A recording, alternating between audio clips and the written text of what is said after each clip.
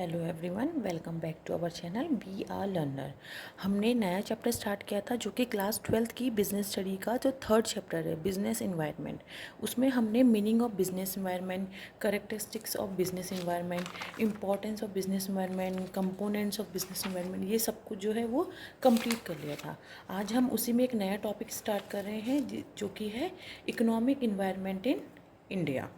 That is economic environment in India, जिसको हम start कर रहे हैं। Economic environment is an important element of business environment. Economic environment यानी कि आर्थिक जो वातावरण है वो एक बिजनेस इन्वायरमेंट का एक इम्पॉर्टेंट एलिमेंट है। The prevailing economic environment has direct bearing on the working of the business. जो हमारा प्रचलित जो इस टाइम पे इकोनॉमिक इन्वायरमेंट चल रहा है वो क्या करता है, एक डायरेक्ट इफेक्ट डालता है हमारे बिजनेस के काम पर। आगे है important aspects of economic environment. Economic environment के कुछ इंपॉर्टेंट जो महत्वपूर्ण एस्पेक्ट्स हैं उनको देख लेते हैं, जिसमें कि फर्स्ट टॉपिक है इकोनॉमिक स्ट्रक्चर, आर्थिक संरचना। There are three economic structure which may be followed: capitalist, socialist and mixed economy. Economic structure में हमारे तीन टॉपिक इंक्लूड हैं जो कि है capitalist, socialist, mixed economy. Capitalist means पूंजीवादी, सोशलिस्ट मीन्स समाजवादी और मिक्स्ड इकोनॉमी मीन्स मिश्रित अर्थव्यवस्था। Under capitalist system, all industrial decisions are left to the discretion of the businessman. अब जो कैपिटलिस्ट इकोनॉमी होती है हमारी, उसमें क्या इंक्लूड होता है, जितने भी हमारे इंडस्ट्री से रिलेटेड डिसीजंस होते हैं वो छोड़ दिए जाते हैं बिजनेसमैन की जो डिस्क्रेशन होता है, यानी उनके विवेक पर छोड़ दिए जाते हैं। The decision are generally taken with the aims of earning profit. अब जो बिजनेसमैन के जो डिसीजन होते हैं वो इस आधार पर लेता है कि जो उनका प्रॉफिट, अर्निंग प्रॉफिट है, उसको ध्यान में रखते हुए वो सारे डिसीजंस लेता है। आगे है in socialist system important role is assign to public sector. अब सोशलिस्ट इकोनॉमी या जो समाजवादी अर्थव्यवस्था है उसमें क्या है, पब्लिक सेक्टर को क्या होता है कि एक इम्पोर्टेंट रोल जो असाइन कर दिया जाता है। The decisions are taken with public welfare in mind. अब जो सोशलिस्ट इकोनॉमी है उसमें जो डिसीज़न है वो इस आधार पे लिए जाते हैं कि हमारा जो पब्लिक वेलफेयर है, हमारी जो जनता का कल्याण है, उसको ध्यान में रख कर डिसीज़न लिए जाते हैं।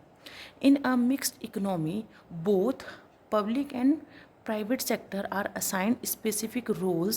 The intention is to get private support to supplement government resources. अब जो मिक्स इकोनॉमी है उसमें क्या है, पब्लिक एंड प्राइवेट दोनों मिलकर काम करते हैं, दोनों का अपना अपना एक रोल होता है, जिसमें कि जो सरकारी संसाधन होते हैं उनको क्या है, उनकी पूर्ति के लिए निजी जो व्यवस्थाएं होती हैं, निजी सहायता ली जाती है। अब आगे जो हमारा एक्सपेक्ट्स है वो है इकोनॉमिक प्लानिंग यानी कि आर्थिक नियोजन। A system of planning is followed to achieve short term as well as a long term objectives of development. Planning क्या है, एक ऐसा सिस्टम है जिसमें कि हमारे शॉर्ट टर्म और लॉन्ग टर्म जो हमारे उद्देश्य होते हैं विकास के, उनको पूर्ति के लिए, अचीव करने के लिए फॉलो किया जाता है। India is following 5 year plans. अब इंडिया क्या है, 5 ईयर प्लान फॉलो करता है, जिसके साथ साथ वो एनुअल प्लान्स और जो ग्रोथ प्लान्स होते हैं वो भी उसको फॉलो करता है। नेक्स्ट हमारा है इकोनॉमिक पॉलिसीज, आर्थिक नीतियाँ। The important economic policies which influence business decision are industrial policy, monetary policy, physical policy, EXIM policy and etcetera. कुछ ऐसी इंपॉर्टेंट पॉलिसीज़ हैं जो कि हमारे बिजनेस के डिसीजन को डायरेक्ट इफेक्ट करती है, जिसमें कि हमारी औद्योगिक नीति, मॉनेटरी पॉलिसी, फिजिकल पॉलिसी और एग्जाम पॉलिसी, ये सब कुछ इंक्लूड हैं। These policies create opportunities as well as restriction for the business. जितनी भी ये नीतियाँ हैं वो क्या करती हैं, हमारे बिजनेस के लिए ये अवसर भी प्रदान करते हैं, साथ ही साथ उसके लिए बाधाएं भी उत्पन्न कर देती हैं। नेक्स्ट हमारा है infrastructure. The ability of adequate infrastructure is necessary for proper development of a country. किसी भी कंट्री के प्रॉपर विकास के लिए एडुकेट इंफ्रास्ट्रक्चर संरचना बहुत ज़्यादा ज़रूरी है। The infrastructural factors include rail, roads, ports, air service, power, telecommunication, etc.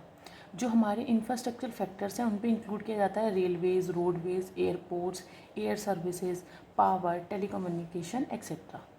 The economic infrastructure includes availability of capital, money market, lending agency etcetera.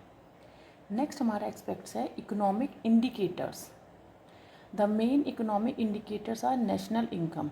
हमारे जो इकोनॉमिक इंडिकेटर जिससे पता चलता है हमारी आर्थिक व्यवस्था, उसमें इंडिकेटर में कौन कौन शामिल है? हमारी जो नेशनल इनकम, राष्ट्रीय आय, जिसको शॉर्ट फॉर्म में NNP-FC कहा जाता है, per capita income, saving rates, investment rates, balance of trade and balance of payment, foreign exchange reserves, GDP, GNP etcetera. GDP यहाँ पे ग्रॉस डोमेस्टिक प्रोडक्ट, GNP यहाँ पर ग्रॉस नेशनल प्रोडक्ट, ये include है हमारे इकोनॉमिक इंडिकेटर्स में।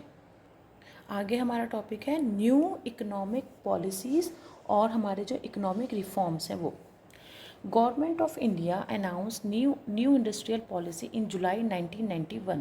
This policy gave a new direction to the economy. This policy ushered a new era by announcing new incentive for private sector. जो government of India थी उसने क्या किया, 1991 में एक नई औद्योगिक नीतियाँ लागू करवा दी। जो ये पॉलिसी थी वो एक नया डायरेक्शन दे रही थी, नया हमारी गति दे रही थी, या हमारे नीति निर्देशक तत्व दे रही थी हमारी अर्थव्यवस्था को। दिस पॉलिसी अशर्ड, इसने क्या किया, विकास कर दिया, हमारा एक नया ईरा स्टार्ट हो गया न्यू इंसेंटिव का, जो कि प्राइवेट सेक्टर था। An effort was made to remove hurdles in the path of development. विकास में जो हमारे हर्डल्स आते उन सबको रिमूव करने के लिए एफर्ट लगाए गए। इसके जो न्यू इकोनॉमिक पॉलिसी थे, जो इकोनॉमिक रिफॉर्म्स थे, उसके फीचर्स हैं, जिसमें फर्स्ट है एबोलिशन ऑफ इंडस्ट्रियल लाइसेंस, यानी कि जो इंडस्ट्रियल लाइसेंस है उसका उन्मूलन। Only 3 industries remained under licensing system. अब जो हमारा लाइसेंसिंग सिस्टम था उसमें सिर्फ 3 ही इंडस्ट्रीज इंक्लूड थी। Second is limited role for public sector, except 3 industries all other industries were open for private sector. 3 industries को छोड़कर जितनी भी हमारी इंडस्ट्रीज़ बच रही थी उन सबको प्राइवेट सेक्टर के लिए खोल दिया गया। Third is liberalisation of foreign investments. Foreign investment were allowed over 50% in large number of industries. These investment could go up to 100% in some sectors. अब फॉरेन इन्वेस्टमेंट का क्या हुआ कि जो उसमें हो गया कि जो 50% है वो हमारी जो इंडस्ट्रीज़ में वो इंक्लूड कर दिए गए, लेकिन कभी कभी किसी सम सेक्टर्स में ये 100% तक पहुंच गए। नेक्स्ट है liberalise foreign trade. Restriction were removed on foreign trade. Foreign trade पर जो हमारे रिस्ट्रिक्शन लगाए गए थे उनको रिमूव कर दिया गया। जो हमारी इंपोर्ट ड्यूटीज़ थी, जो हमारे आयात शुल्क पड़ रहा था, उसे कट करके प्रोसीजर को सिंप्लीफाई कर दिया गया। नेक्स्ट हमारा है technologically upgradation. Permission was automatically granted to Indian companies for signing technology improvement agreement with foreign companies. अब क्या है, परमिशन दे दिया गया इंडियन कंपनीज़ को कि वो अपनी टेक्नोलॉजी को इम्प्रूवमेंट करने के लिए फॉरेन कंपनी के साथ क्या कर सकते हैं, एग्रीमेंट साइन कर सकते हैं। नेक्स्ट है हमारा setting up of foreign investment promotion board. In order to promote foreign investment in India, a board was set up. India में जो फॉरेन इन्वेस्टमेंट को प्रमोट करने के लिए एक बोर्ड का सेटअप किया गया, या बोर्ड का निर्देश किया गया। नेक्स्ट है incentives for small scale sector. Enhance support was announce to encourage small scale sector. जो हमारे लघु उद्योग थे उनको क्या एनकरेज करने के लिए सपोर्ट भी दिया गया। आगे हमारा इसका इंक्लूडेड सब टॉपिक है major changes in new economic policy. अब जो न्यू इकोनॉमिक पॉलिसीज़ है उसमें जो चेंजेस आए हैं उसके बारे में बात करेंगे। जो कि हमारी इकोनॉमिक पॉलिसी में जो चेंजेस थे वो रिलेट करते हैं हमारे लिबरलाइजेशन, प्राइवेटाइजेशन और ग्लोबलाइजेशन। सबसे पहला है हमारा liberalisation. Liberalisation is the process of freeing the economy from licence system and other regulations. Liberalisation क्या है, एक ऐसी प्रोसेस है जिसमें इकोनॉमी को फ्री कर दिया जाता है लाइसेंस सिस्टम से और अदर रेगुलेशन से। It means the relaxation of trade and industries from unnecessary government impose restriction and control. जो सरकार ने अनावश्यक जो रिस्ट्रिक्शन लगा दिए गए थे, जो कंट्रोल लगा दिए गए थे, उससे रिलैक्स मिलना ट्रेड और इंडस्ट्रीज़ को। Before the new economic policy of 1991, business was working under various type of controls like industrial licensing system, foreign exchange control, import licensing, etc. जो हमारी इकोनॉमी पॉलिसी 1991 में आई थी, उससे पहले क्या था, जो बिज़नेस थे वो काम करते थे बहुत ज़्यादा ही कुछ कंट्रोल वाली चीज़ों के अंतर्गत, जिसमें इंक्लूड थी हमारी industrial licensing system, foreign exchange control और import licensing system. Private sector was not free to enter a business area of his choice. अब प्राइवेट सेक्टर के क्या थी, अनुमति नहीं थी कि वो अपनी चॉइस ऑफ बिजनेस में एंटर कर सके। The existing system was not conducive for industrialisation and improving the standards of living of the people. अब जो ये सिस्टम चल रहा था वो बिल्कुल भी सही नहीं था हमारे इंडस्ट्रियलाइजेशन के लिए और हमारे जो लोग हैं उनके स्टैंडर्ड्स को अपग्रेड करने या इम्प्रूव करने के लिए। Government of India under Prime Minister P.V. Narasimha Rao announced economic reforms which liberalized economy from various control। अब जब इंडिया की गवर्नमेंट में जब पीएम आए हमारे पीवी नरसिम्हा राव, उन्होंने अनाउंस किया इकोनॉमिक रिफॉर्म्स को, और जिससे कि इकोनॉमी क्या हुई, बहुत सारे कंट्रोल से क्या हो गई, मुक्त हो गई थी। अब नेक्स्ट हमारा इसमें सब टॉपिक है प्राइवेटाइजेशन यानी कि निजीकरण। In a narrow sense, privatization implies the induction of private ownership in publicly owned enterprises। अब एक छोटे अगर सेंस में देखें, प्राइवेटाइजेशन का मीन्स है कि जो हमारे प्राइवेट ओनरशिप है, यानी कि जो हमारे निजी जो उद्योग हैं, निजी स्वामित्व वाले जो उद्योग हैं, उनको सार्वजनिक स्वामित्व वाले उद्योग जो हैं उसमें शामिल करना है। In broad sense, it connotes beside private ownership the induction of private management and control in the public enterprises। अब जो हम बड़े अगर सेंस में इसको देखें, प्राइवेटाइजेशन को देखें, तो इसका मतलब है कि जो हमारे प्राइवेट ओनरशिप जो हमारी इंडस्ट्रीज़ होती हैं, यानी कि निजी स्वामित्व वाली जो इंडस्ट्रीज़ होती हैं, उनको सार्वजनिक में तो शामिल करना है, लेकिन उनको निजी जो उनके प्रबंधन है या जो उनके कंट्रोल है उसको शामिल नहीं करना है। आगे है privatisation is a general process of involving the private sector in the ownership और operation of a state own enterprises. Privatisation क्या है, सामान्य प्रक्रिया को अगर देखा जाए तो इसमें जो है हमारे राज्य के जो स्वामित्व वाले जो एंटरप्राइजेज होते हैं और जो उनका संचालन उसको प्राइवेट सेक्टर को उसमें शामिल करने की प्रक्रिया है।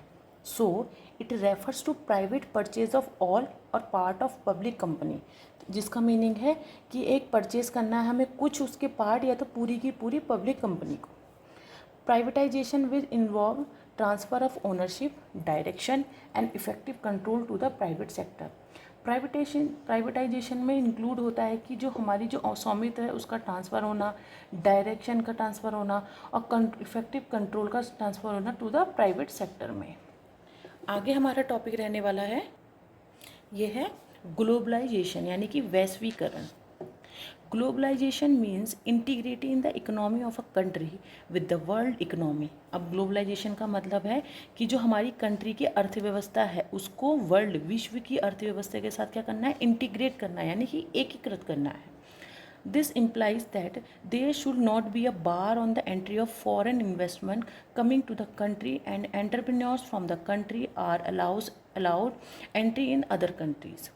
इसमें क्या है, देखा जाता है कि इसमें जो हमारे फॉरेन इन्वेस्टमेंट्स हैं जो कि हमारी कंट्री में आना चाहते हैं उसके उनकी एंट्री पर कोई बैन नहीं होना चाहिए, और जो हमारे उद्यमी हैं, हमारे जो एंटरप्रेन्योर्स हैं हमारी कंट्री के, वो उनकी एंट्री भी अदर कंट्रीज़ में एकदम से सुचारू रूप से चलनी चाहिए।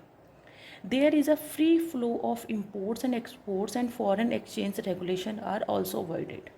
हमारे जो इंपोर्ट एक्सपोर्ट और फॉरेन एक्सचेंज पे जो हमारे रेगुलेशंस लगे थे उसको भी अवॉइडेड किया जाता है ग्लोबलाइजेशन के अंतर्गत। In fact globalisation means internalisation of the economy of the country. Globalisation का मतलब क्या है, हमारी कंट्री की जो इकोनॉमी है उसका जो क्या अंतर्राष्ट्रीयकरण करना। In 1991, Government of India took a number of steps which encouraged liberal imports and exports and removed many restrictions on entry of foreign businessmen।